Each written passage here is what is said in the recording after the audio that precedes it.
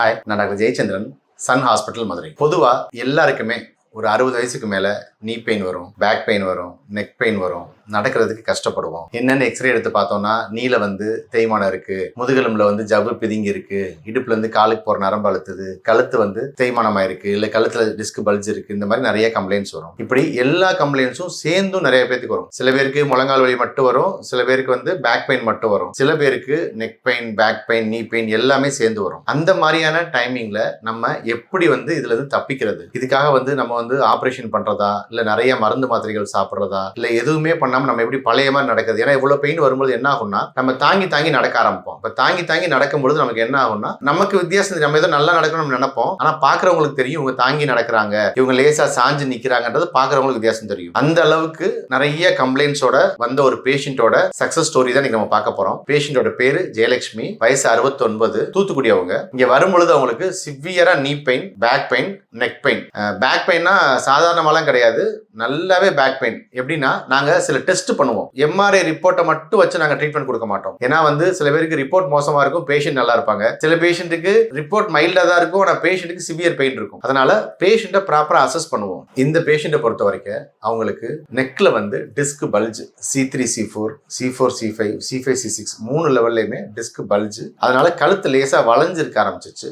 L3 L4 L4 L5 2 லெவல்லையுமே disc bulge ஆகி இடுப்புல இருந்து காலுக்கு போற நரம்பு அழுத்த ஆரம்பிச்சிருச்சு. அவங்களுக்கு நீலையுமே 2 முழங்காலையுமே தேய்மானம் இருந்தது. இவ்வளவு ப்ராப்ளமோட ரொம்ப கஷ்டப்பட்டு இங்க வந்தவங்க 10 டேஸ்ல கம்ப்ளீட்டாவே சரியாயிட்டாங்க. எந்த அளவுக்கு சரியாயிட்டாங்கன்னா அவங்க வரும்பொழுது அவங்களுக்கு நாங்க இந்த அசஸ் பண்ணி பார்க்கும் பொழுது அவங்களுக்கு இப்ப SLR டெஸ்ட்னு சொல்லி அசஸ் பண்ணி பார்ப்போம். அந்த SLR டெஸ்ட்ல அவங்களால 30 டிகிரி படுத்துக்கிட்டு காலை தூக்குறது 30 டிகிரி கூட தூக்க முடியாம இருந்தவங்க இப்போ வீட்டுக்கு போகும்பொழுது மல்லாக்கா படுத்துட்டு காலை 120 டிகிரி தூக்குற அளவுக்கு ஃபுல்லாவே சரியாயிட்டாங்க. ஒரு 69 வயசு 70 வயசுல படுத்துட்டு ஸ்ட்ரைட்டா ஃபுல்லா காலை தூக்குறாங்கன்னா எந்த அளவுக்கு அவங்களுக்கு அந்த நர்வ் கம்ப்ரஷன் ஃபுல்லா நாங்க எடுத்து கொடுத்துருப்போம் பாருங்க. இங்க வெறுமனே எலக்ட்ரோ தெரப்பி ட்ரீட்மெண்ட் மட்டும் கிடையாது. ஏன்னா இப்ப இந்த அளவுக்கு பெயின் இருக்கு, இவ்வளவு ப்ராப்ளம் இருக்கு, 70 வயசு ஆக போதுங்க, நான் ஏன் தூத்துக்குள்ள இருந்து நான் ஏன் போய் மதுரையில போய் ட்ரீட்மெண்ட் எடுக்கணும், ஏன் நான் சென்னையில இருந்து ஏன் மதுரைக்கு போய் ட்ரீட்மெண்ட் எடுக்கணும்னு கேட்கறவங்களுக்காக அந்த ஆன்சர். இங்க வெறுமனே உங்களுக்கு எலக்ட்ரோ தெரப்பி ட்ரீட்மெண்ட் மட்டும் கிடையாது, இங்க நிறைய ட்ரீட்மெண்ட் ப்ரோட்டோகால்ஸ் வச்சிருக்கோம். எலக்ட்ரோ தெரப்பிலேயே laser treatment, shock wave treatment சொல்லிட்டு நிறைய ட்ரீட்மெண்ட் ப்ரோட்டோகால்ஸ் வச்சிருக்கோம். அதோட சேர்த்து மேனுவல் தெரப்பி. இவங்களுக்குலாம் மேனுவல் தெரப்பி ரொம்ப இம்பார்ட்டன்ஸ். இப்போ அந்த முழங்கால் வளைஞ்சிருக்கதை நாங்க முள்ளிகன் தெரப்பி மூலமா முழங்கால சரி பண்ணி கொடுக்குறோம், நீக்கு ட்ராக்ஷன் போடுறோம், பேக்கை ஃபுல்லாவே சரி பண்ணி கொடுக்குறோம், அதுக்கும் மயோஃபேசியல் ரிலீஸ் பண்றோம். ஓகே, இதை தவிர்த்து அம்மாவுக்கு நாங்க செர்விக்கலுக்கும் சரி லம்பாருக்கும் சரி ரோபோஸ்பைன் நான் சர்ஜிக்கல் ஸ்பைனல் டீகம்ப்ரஷன் தெரப்பி மூலமா அவங்களுக்கு செர்விக்கல் ப்ராப்ளம், லம்பார் ப்ராப்ளம் ரெண்டுமே சரி பண்ணி கொடுத்துருக்கோம். நாங்க நிறைய பேஷண்ட்டுக்கு ரிவ்யூஸ் போடும்போது லம்பாருக்கு நாங்க ரோபோஸ்பைன் போட்டதா சொல்லுவோம். இவங்களை பொறுத்த வரைக்கும் செர்விக்கலுக்கும் போட்டிருக்கோம். ஏன்னா அவங்க கழுத்தும் லேசா பாதிக்கப்பட்டிருந்தது. ரெண்டையுமே இப்ப நாங்க அவங்க கம்ப்ளீட்டா சரி பண்ணி கொடுத்துட்டோம். அவங்க ரிவ்யூ வருது பாருங்க, எந்த அளவுக்கு ப்ராப்ளம் இருந்தது, இப்போ எந்த அளவுக்கு இருக்குன்றத சொல்றாங்க. அவங்க ரிப்போர்ட்டை நான் காமிக்கிறேன். நான் தேங்க்யூ. இது ஜெயலட்சுமி அம்மாவோட எம்ஆர்ஐ ஸ்பைன் என்னென்ன ப்ராப்ளம்லாம் இருக்குன்னு பாப்போம் பாருங்க.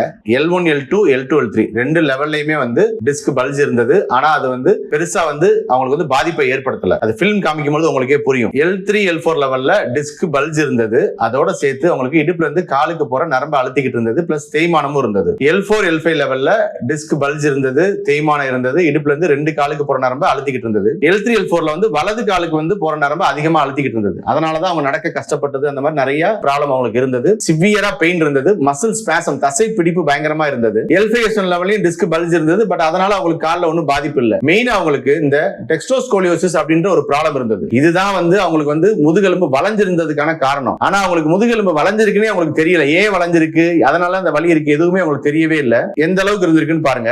இந்த அளவுக்கு அவங்களுக்கு முதுகெலும்பு வளைஞ்சிருந்துச்சு. கம்ப்ளீட்டாவே அவங்களுக்கு முதுகெலும்புல ப்ராப்ளம் இருந்தது. இந்த மாதிரி இருந்ததுனால தான் அவங்கள உடனே ஆபரேஷன் பண்ணுங்கன்னு எல்லா ஹாஸ்பிட்டலையும் சொல்லியிருக்காங்க. எவ்வளவோ ட்ரீட்மெண்ட் எடுத்து அவங்களுக்கு கேட்கல. இங்க என்ன பண்ணோம்னா இந்த ப்ராப்ளம்ஸ் எல்லாத்தையுமே நம்ம இந்த ஸ்கோலியோசிஸ், இந்த டிஸ்க் பல்ஜ் எல்லாத்தையும் நம்ம சன் ஹாஸ்பிட்டல்ல இருக்க ரோபோஸ்பைன் அந்த ஸ்பைனல் டீகம்ப்ரஷன் தெரப்பி மூலமா கம்ப்ளீட்டா சரி பண்ணி கொடுத்துட்டு மயோஃபேசியல் ரிலீஸ் மூலமா அந்த மசில் ஸ்பாசம் ஃபுல்லா ரெடியூஸ் பண்ணிருக்கோம். இங்க electro therapy, manual therapy plus exercise therapy சரி பண்ணிட்டோம். நல்லா ஆயிட்டாங்க, நடந்து வீட்டுக்கு போயிட்டாங்க. ஓகே, பட் திருப்பி இந்த வலி வராம இருக்கிறதுக்கு, இந்த பிரச்சனை வராம இருக்கிறதுக்கும் கம்ப்ளீட்டாவே ட்ரீட்மெண்ட் கொடுத்து சரி பண்ணிருக்கோம். தேங்க்யூ.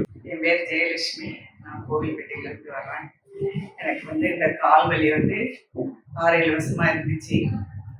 நான் பல அலோபதிக்கு போனேன். அவங்க ஆப்ரேஷன் தான் முடியும்னு சொன்னாங்க. அதுல எனக்கு போக இஷ்டம் இல்லை.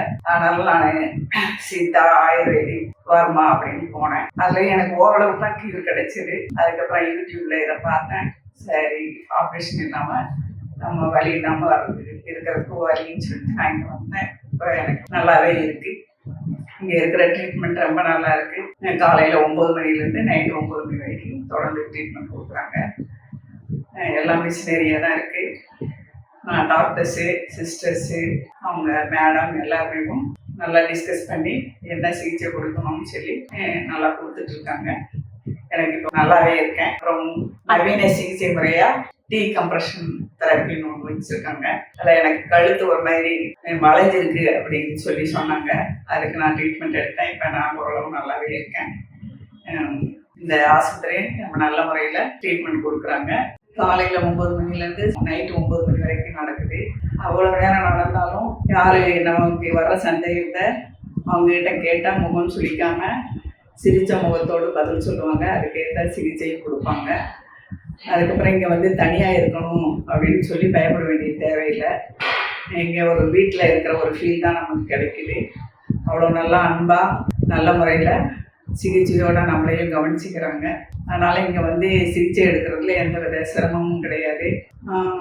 இங்கே வந்து பார்த்தப்பறம் எங்களுக்கு ரொம்ப சந்தோஷமாக இருக்குது. மேடமும் சாரும் டாக்டர் சாரும் ரொம்ப நல்ல முறையில் கவனிச்சுக்கிட்டாங்க. நல்ல முறை ஒவ்வொரு சார் வந்து காலையிலையும் சாயந்தரமும் விசிட் வந்து எப்படி இருக்கீங்க அப்படின்னு சொல்லி விசாரிப்பாங்க. மேடமும் நல்ல முறையில் நமக்கு இந்த மேனுவலாக எக்ஸசைஸ் இது பண்ணுறதெல்லாம் செய்வாங்க. அதனால் நல்ல ரிலீஃப் கிடைச்சது. அவங்களுக்கு 2 பேருக்கும் ரொம்ப நன்றியை தெரிவிச்சுக்கிறேன். இந்த சன் ஹாஸ்பிட்டலுக்கு மிக மிக நன்றி.